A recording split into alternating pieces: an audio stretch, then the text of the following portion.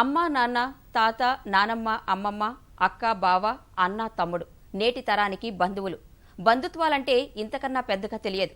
ఉమ్మడి కుటుంబాలు తగ్గిపోవడం, జీవనోపాధి ఉద్యోగ అవకాశాల కోసం దేశ విదేశాలకు వెళ్లటం వల్ల ఒకరికొకరు కలిసే అవకాశమే లేకుండా పోయింది. సొంత వారినే పరిచయం చేసుకునే రోజులు వచ్చాయి.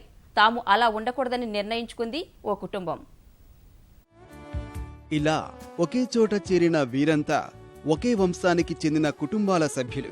మొత్తం 176 మంది అంతా ఒక దగ్గర చేరి ఆటపాటలతో సందడి చేశారు. అపూర్వ సమ్మేళనం పేరుతో ఏదో ఒకరోజు కలవాలని నిర్ణయించుకున్నారు. కరీంనగర్ జిల్లా జగిత్యాలకు చెందిన బట్టు హన్మండ్లు, భూలక్ష్మి కుటుంబం ఇప్పటికీ 5వ సారి కలిశారు.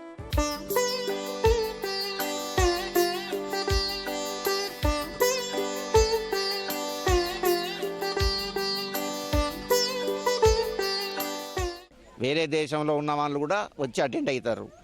హైదరాబాదు, బెంగళూరు, మద్రాసు, చెన్నై డిఫరెంట్ ప్లేసెస్లో ఉండి కూడా ఈ సమ్మేళనం అంటే ఈ బట్టు ఫ్యామిలీస్ యొక్క సమ్మేళనానికి వచ్చి అందరూ అటెండ్ అవుతారు.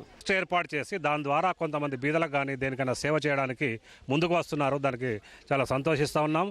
దాన్ని ఈసారి నుంచి సక్సెస్ చేసి బీద వాళ్ళకి ఏదైనా సహాయపూర్వకంగా చేయడానికి ఆలోచిస్తూ ఉన్నాం. ట్రస్ట్ త్వరలో ఏర్పాటు చేస్తాం. సాంకేతిక పరిజ్ఞానం అభివృద్ధి చెందిన తర్వాత ఒకరినొకరు ప్రత్యక్షంగా కలవటం తగ్గిపోతోంది. చరవాణిలో రోజు మాట్లాడుకోవడం తప్ప కనీసం ఏడాదికొకసారైనా ఒకరినొకరు చూసుకోవడం లేదు. ఇలాంటి సమ్మేళనం వల్ల ఒకరి కష్టసుఖాలు మరొకరు తెలుసుకోగలుగుతున్నామని ఆనందం వ్యక్తం చేస్తున్నారు. కంపల్సరీ వద్దాం అనుకుని వచ్చాను. నేను కూడా మనవల్ని మనవరాల్ని కూడా తీసుకొని వచ్చాను ఇక్కడికి. ఇది ఎంత హాయిగా ఉందంటే మాటలు రాని మౌనం ఇది, మనసు పలికే హృదయ రాగం ఇది. మా అమ్మ నాన్న మాకు చాలా మంచి సంస్కారం ఇచ్చి మంచి ప్రేమ గుణం ఇచ్చింది. మేము కూడా మా పిల్లలకి ఇచ్చినాం, మా పిల్లలు కూడా వాళ్ళ పిల్లలకి ఇచ్చారు. 5 తరాల నుంచి మా మొత్తం ఫ్యామిలీలో ఏ అత్త కోడలు కానీ ఎవరిది కూడా ఎలాంటి కంప్లైంట్ లేకుండా ఇప్పటికి అందరూ కలిసి మెలిసి ప్రేమగా ఉండి ఇప్పటి మట్టుకు ఇట్లనే ఉంటున్నాం. ఇక ముందు కూడా ఇట్లే జరగాలని ఆశిస్తున్నాం. తమకు ఇంతమంది బంధువులు ఉన్నారని తెలిసిన ఈ తరం ఆనందానికి అవధులు లేకుండా పోయింది. కేవలం ప్రత్యేకంగా ఈ కార్యక్రమం కోసమే నేను వచ్చాను బెంగళూరు నుంచి.